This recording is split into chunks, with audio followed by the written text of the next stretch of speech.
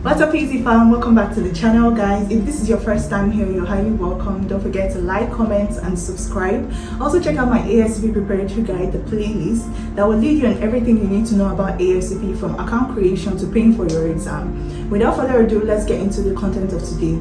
So if you're sitting for the ASCP MLS or MLT exam and you're wondering what topics to focus on, well, this is one: blood bank.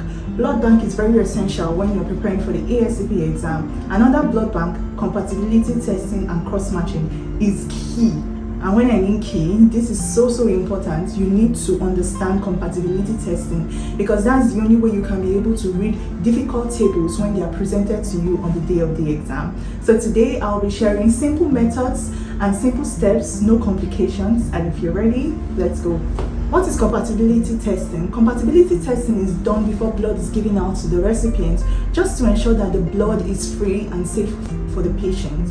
It is also done to detect any unexpected antibody that may bring about some kind of transfusion reaction in the patient. There are key tests in compatibility testing, and there are three, and the three of them are mainly ABO rhesus blood group, ABO rhesus blood group. The second one we have is the antibody screening, or more like the indirect antiglobulin test. And then the third one is the compatibility testing, or rather the cross-match. So now let's talk about the three types of cross-match you need to know for ASCP exam. So there are three types of cross-match. The first type of cross-match is the immediate spin method. Then we also have the electronic method. And lastly, we have the antiglobulin cross-match. So the immediate spin method is done in the case of an emergency, and it's done when the antibody screening test comes out negative. That's also done when the patient has no history of antibodies. So we do the immediate spin method, and this method is done by you collect the patient's serum, you mix a drop of the donor's blood, then you centrifuge, and then you check for agglutination.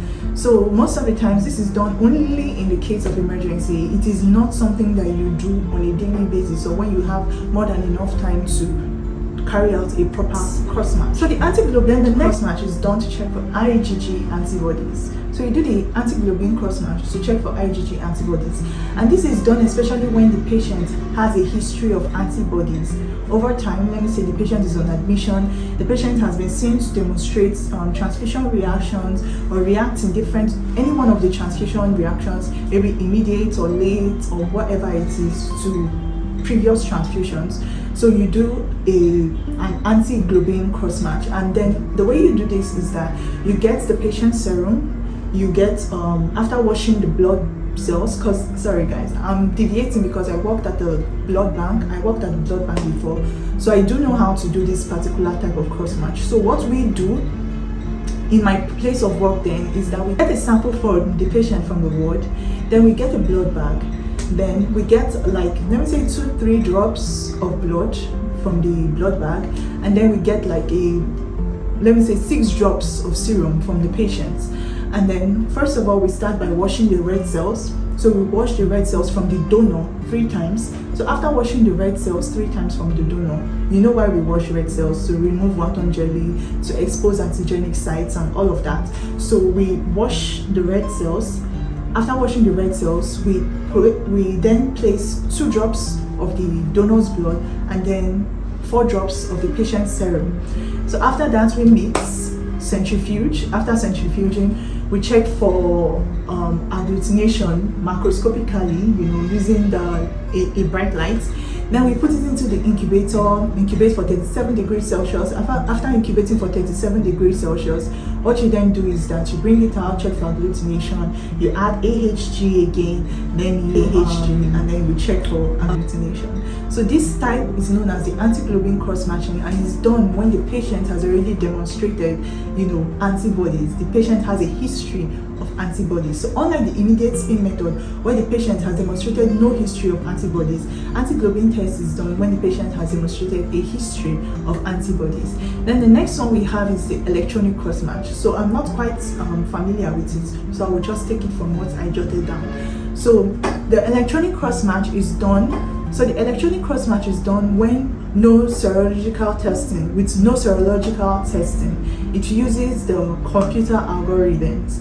So It's done when patient has 2 identical ABO or rhesus types on the file, the antibody screen is negative, and no antibody history. So you can see that once a patient demonstrates an antibody history, what you should go ahead and do is what? An anti-globulin cross-match. So if you're deviating, but okay, this is where the direct Combs test comes in.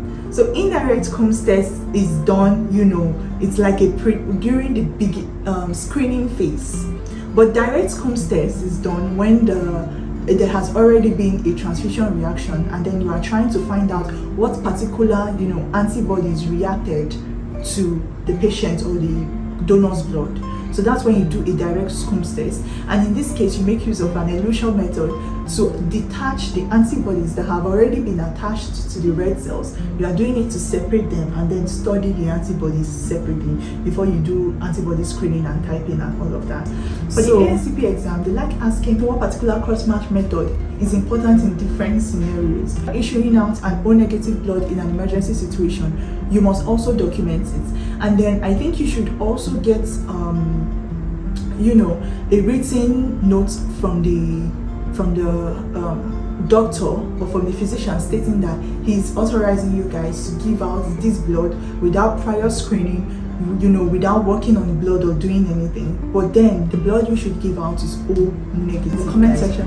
And with that, we're done with today's video. Don't forget to give this video a thumbs up. Let me see your comments down in the comment section. In a different video, guys, I'll be breaking down the forward and the reverse grouping, because during the ASCP exam they like asking questions that would make you think about, is it an unexpected antibody or is it an unexpected antigen, or okay, am I supposed to wash the red cells, or are we supposed to, they ask some kind of questions on forward and reverse grouping. So they ask some tactical questions about forward and reverse grouping. So in my next video, I'll be breaking these questions down, and I'll also be giving you insights on how I was able to study them. Also, guys, don't forget to check out my the thumbnail, the books ASCP Study Essentials that I made use of while reading for my blood bank exam, because those books would actually give you insight on what exactly I'm going to be saying in my next video. The links are down in the description box of my video titled ASCP Secrets Revealed, as well as ASCP Chemistry Practice Questions. Don't forget to check out those videos as well, and I'll see you in my next video. Love you all.